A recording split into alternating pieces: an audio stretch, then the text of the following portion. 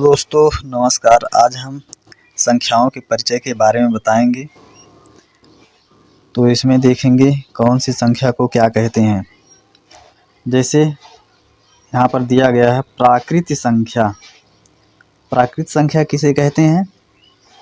तो जो प्राकृत संख्याएं होती हैं वो क्या होती हैं? गिनती की संख्याएं होती हैं, यानी गिनती की संख्या को प्राकृत संख्या कहते हैं। जैसे 1 2 3 4 5 6 7 8, इन सबको हम क्या कहते हैं? प्राकृत संख्या कहते हैं। अब देखिए इसमें जो प्राकृत संख्या होती है वो इसमें सबसे छोटी संख्या कौन सी होगी? तो सबसे छोटी प्राकृत संख्या क्या होती है? 1 होती है। और सबसे बड़ी प्राकृत संख्या ज्ञात करना संभव नहीं है, अर्थात हम सबसे बड़ी प्राकृत संख्या को ज्ञात नहीं कर सकते हैं। चलिए देखते हैं पूर्ण संख्या किसे कहते हैं। जब प्राकृत संख्याओं में क्या करते हैं? जीरो को शामिल कर लेते हैं। जब प्राकृत संख्या में जीरो को शामिल कर लेते हैं तब उसे क्या कहते हैं? पूर्ण संख्या कहते हैं। जैसे हम देखें तो 1 2 3 4 5 6 ये सभी क्या है? प्राकृत संख्याएं हैं। इन प्राकृत संख्याओं के साथ जीरो को भी शामिल कर लिया गया है, इसलिए इसे क्या कहेंगे? पूर्ण संख्या कहते हैं। यानी प्राकृत संख्या के साथ जीरो को शामिल कर लेते हैं तब उसे क्या कहते हैं? पूर्ण संख्या कहते हैं। अब देखिए सबसे छोटी पूर्ण संख्या कौन सी होती है? तो इसमें सबसे छोटी पूर्ण संख्या जो होती है वह क्या है? जीरो है। और सबसे बड़ी पूर्ण संख्या ज्ञात करना असंभव है, हम नहीं ज्ञात कर सकते हैं। फिर देखते हैं सम संख्या किसे कहते हैं। तो सम संख्या ऐसी संख्याएं होती हैं, सम संख्याएं वे संख्याएं होती हैं जो क्या 2 से पूर्णतः विभाजित हो जाती हैं।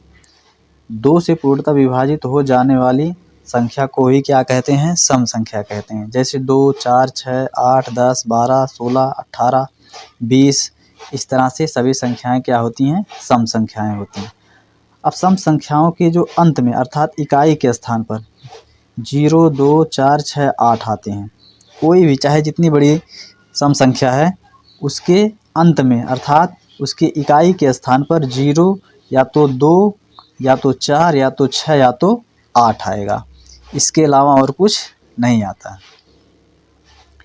फिर देखते हैं विषम संख्या किसे कहते हैं। विषम संख्या वैसी प्राकृत संख्या जो 2 से पूर्णतः विभाजित ना हो, यानी 2 से जो पूर्णतः नहीं कटती हैं उसे ही क्या कहते हैं? विषम संख्या कहते हैं। जैसे 1 है 3 है 5 है 7 है 9 है 11 है 13 है 15 है और 17 है।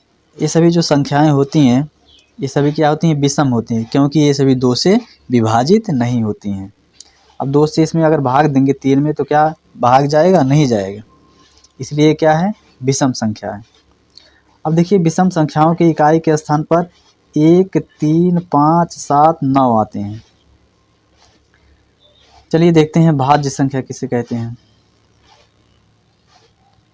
भाज्य संख्या वैसी प्राकृत संख्याएं जो एक और स्वयं के अलावा किसी भी दूसरी संख्या से विभाजित हो जाती हैं, यानी किसी दूसरी संख्या से कट जाएं। एक और खुद जो संख्या होती है उसके अलावा वह संख्या किसी और से कट जाए तब उसे क्या कहते हैं? भाज्य संख्या कहते हैं। जैसे यहाँ पर 4 है, 4 को देखेंगे तो 4 जो है 4 से भी कट जाएगा, 4 जो है 1 से भी कटेगा, 1 और 4 के अलावा यह क्या है? 2 से भी कट जाएगा, इसलिए यह क्या है? भाज्य है। इसी तरह से अगर हम देखें 6 को, 6 किससे कटेगा? 3 से कटेगा, 2 से कटेगा, 1 से भी कटेगा और 6 से भी कटेगा, इसलिए हम इसे क्या कह सकते हैं? ये संख्याएं सभी क्या हैं? भाज्य हैं। तो 4 6 8 9 10 12 14 ये सभी क्या हैं? भाज्य संख्याएं हैं। चलिए देखते हैं अभाज्य संख्याएं क्या होती हैं। अभाज्य संख्या वे संख्याएं होती हैं, अभाज्य संख्याएं वे संख्याएं होती हैं जो एक और स्वयं के अलावा किसी दूसरी संख्या से विभाजित ना हो, तब उसे क्या कहते हैं? अभाज्य संख्या कहते हैं। जैसे 2 है 3 है 5 है 7 है 11 है 13 है 17 है 19 23, इस तरह से जो संख्याएं यहाँ पर लिखी गई हैं ये सभी संख्याएं क्या हैं? अभाज्य संख्याएं हैं, क्योंकि ये संख्याएं स्वयं से कटेंगी और 1 से कटेंगी और इसके अलावा और किसी दूसरे संख्या से नहीं कट सकती हैं। अब देखिए यहाँ एक पॉइंट दिया गया है कि 1 से 100 तक की ये 25 अभाज्य संख्याएं होती हैं, यानी 1 से 100 तक जो टोटल अभाज्य संख्या होती हैं उसकी संख्या कितनी है? 25 है। फिर हम देखते हैं यहाँ पर जुड़वा अभाज्य। जुड़वा अभाज्य क्या होती हैं? जिन दो अभाज्य संख्याओं के बीच का अंतर हो तो वे दोनों संख्याएं जुड़वा अभाज्य संख्याएं कहलाती हैं, यानी जुड़वा अभाज्य कहलाती हैं। जैसे 3 और 5, इसके बीच का अंतर कितना है? 2 है। 5, 7, इसके बीच का अंतर कितना है? 2 है। लेकिन 5 और 7 दोनों क्या हैं? अभाज्य संख्याएं हैं। दो अभाज्य संख्याओं के बीच का अंतर क्या होना चाहिए? 2 होना चाहिए। और दोनों संख्याएं कैसी होनी चाहिए? अभाज्य होनी चाहिए, यानी कि किसी से नहीं कटनी चाहिए। तब उसे क्या कहते हैं? जुड़वा अभाज्य संख्या कहते हैं। फिर देखते हैं यहाँ पर सह अभाज्य संख्याएं कौन सी होती हैं। तो सह अभाज्य संख्याएं कौन सी होती हैं?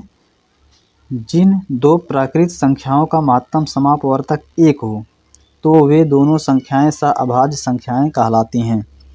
यानी हम एक तरीके से और भी कह सकते हैं कि दो ऐसी संख्याएं जो स्वयं से कटें परंतु और किसी दूसरे से ना कटें, तब उसे क्या कहते हैं? सह अभाज्य संख्याएं। जैसे 4 है, 5 है, 4, 5 एक के अलावा किसी से भी नहीं कटेंगी। 5, 7 एक के अलावा किसी से भी नहीं विभाजित होंगी। 4, 9 ये दोनों संख्याएं जो हैं एक के अलावा किसी और दूसरे से एक साथ विभाजित नहीं होंगी, इसलिए इन्हें क्या कहेंगे? सह अभाज्य संख्याएं कहेंगे।